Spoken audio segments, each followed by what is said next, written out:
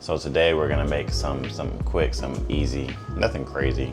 I've been making this for a while now. This is my version.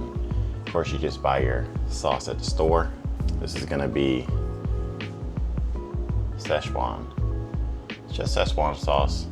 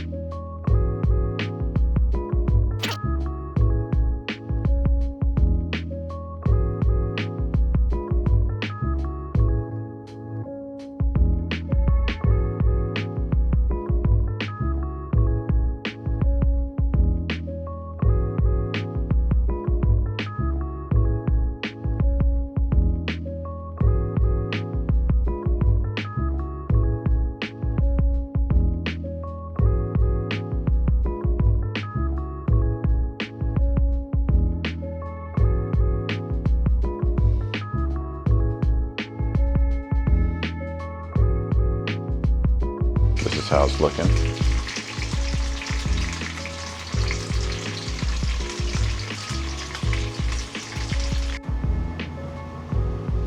This is how it turned out. Over some rice. So good and spicy.